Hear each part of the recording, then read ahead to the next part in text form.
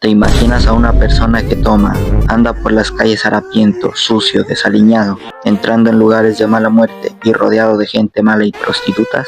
Suena a todo menos a un gran salvador, ¿verdad? Pues esta persona fue Jesús de Nazaret. I am the Alpha.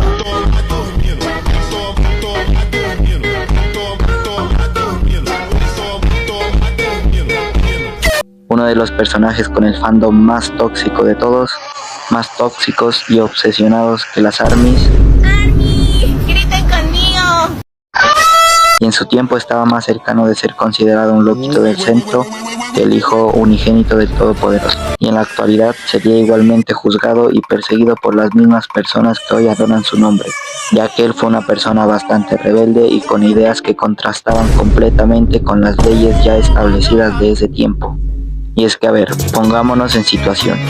Imagínate que eres una persona hace más de 2000 años y de la nada llega un hippie nómada, mal vestido y zarrapastroso diciendo que es el Hijo de Dios encarnado. Pero tú ya has oído de los falsos profetas, que al igual que hoy dicen los creyentes, hará milagros y afirmará ser el Hijo de Dios.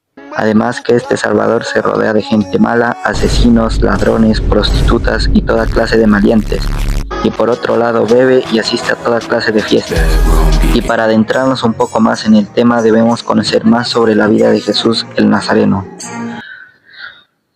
La vida de Jesús se encuentra dividida en 4 temporadas, Mateo, Marcos, Lucas y Juan, que para leerme todo esto fue una pereza, por eso la mitad de la historia lo puse en la voz de Loquendo y mejor lo escuché como un audiolibro y produce tanta flojera leerlo porque da muchas vueltas entre parábolas y cosas que no tienen nada que ver con la vida de Jesús. O sea, el relato está muy bueno, tiene buenos personajes, buena trama principal y el mayor plot twist de la historia, pero el manga tiene mucho relleno.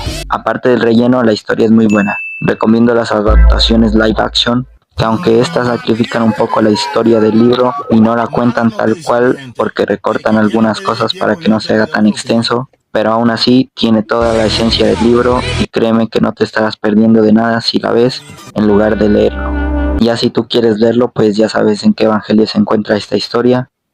Bueno, ahora sí. Jesús nació en Belén, en un pequeño establo, nada tan glorioso y pintoresco como habría de esperarse de alguien tan importante como él, pero incluso antes de nacer empezaron los problemas para él, ya que su padre pensaba que estaba en Latinoamérica y lo iba a abandonar, pero en realidad era porque Jesús no era su hijo, ya que él nunca había tenido intimidad con María, que Dios escogió entre las vírgenes en el mundo y puso en el vientre de María a Jesús para que éste también sea hijo del hombre, o bueno, de mujer. Y por esto José iba a abandonar a María ya que pensaba que ella había estado con otro hombre. De hecho sí la abandonó, por lo que Dios tuvo que enviar a uno de sus ángeles y explicarle todo, y así José vuelve con María a criar al pequeño Jesús. En el manga no hay mucho lore de su infancia, solo en una parte que se nos menciona que una vez fue con sus padres a una ciudad y allí se les perdió a sus padres, no eran muy atentos por lo visto, y para completar lo encontraron después de 3 días, o sea que Jesús estuvo perdido por 3 días y recién ahí lo fueron a buscar o yo qué sé. Y este estaba en un templo enseñándole a varias personas acerca de Dios o algo así. Bueno, esto no es tan relevante para la trama. Y después damos un salto abrupto hasta más o menos 30 años. Y aquí Jesús ya andaba por todas partes predicando la palabra de Dios. Y mientras andaba hacía milagros y conocía gente que no son muy relevantes para la trama. Y reclutó 12 apóstoles que tampoco son muy relevantes para la trama. Y después conoce a su primo Juan el Bautista, al cual después matan, pero tampoco es muy relevante para la trama. Y recuerdan que les dije que los apóstoles no eran relevantes para la trama.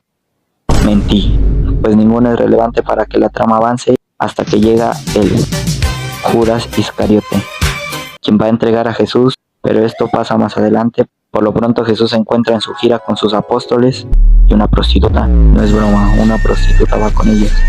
O bueno, ex prostituta, ya que Jesús perdonó sus pecados. Desde ahí ella no siguió con ese negocio. Y mientras pasaba por ciudades y aldeas, realizaba hazañas y milagros.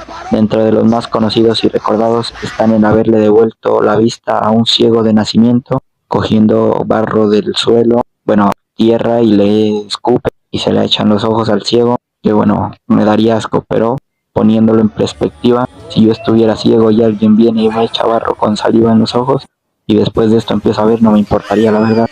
También curó a un leproso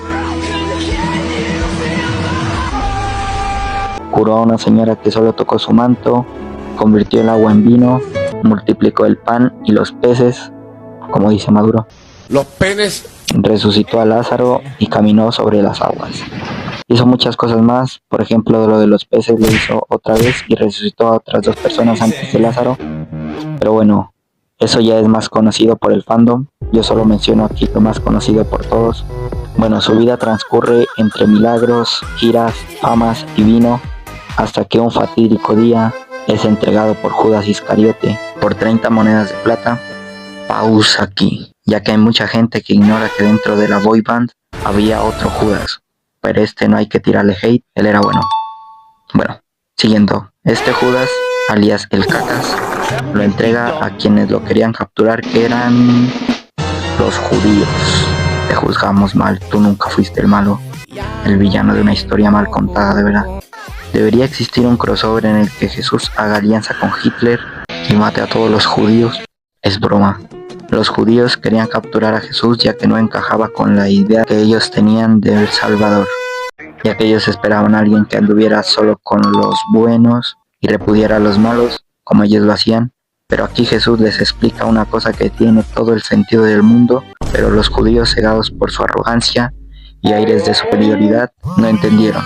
Jesús no vino a permanecer solo con los justos, sino que vino a salvar a los pecadores, y para eso debía rodearse de ellos.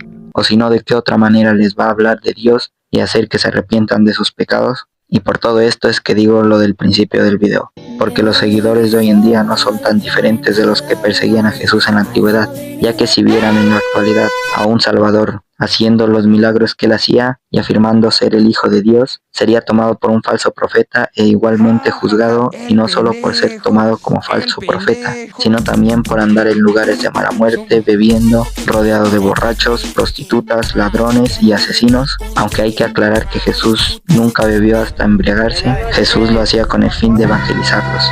Pero aún así sería muy juzgado, ya que en estos tiempos no veremos a ningún creyente rodearse así de estas personas, ni con el mismo fin, ya que estas personas solo se limitan a juzgar y a creer que son superiores a esta clase de personas, una doble moral bastante curiosa, diría yo, y para ellos sería mucho menos imaginable que el mismísimo hijo totote del dueño del server hiciera eso, que es una actitud bastante liberal y rebelde, muy alejado de los ideales de las congregaciones que predican su nombre. Y bueno, por esto pienso yo que Jesús sería juzgado por sus mismos seguidores en la época actual.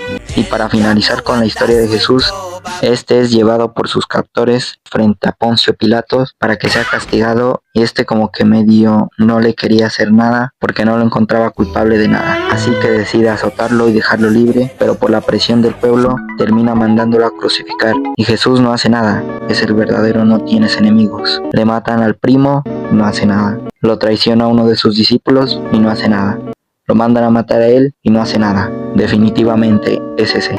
Lo único que hace en su lecho de muerte es hablar con su padre, y no para pedir venganza, sino para decir: perdónalo, Señor, porque no saben lo que hacen. No, más mil gaura con esta frase, ¿eh? Pero no se pongan tristes, chavales, porque Jesús resucita al tercer día y mata a todos los judíos. No, mentiras, recordemos que Jesús no tiene enemigos. Y también el Judas se mata por remordimiento, y todos dicen que Judas se fue al infierno porque se suicidó, y el suicidio es pecado. No se suiciden, chavales. Pero bueno, se lo merece por chanda. ¿Cómo va a entregar a su maestro así? Y mucho tiempo después, una persona intentó terminar el trabajo que nadie empezó, pero no lo dejaron. Bueno, solo eso. Chau.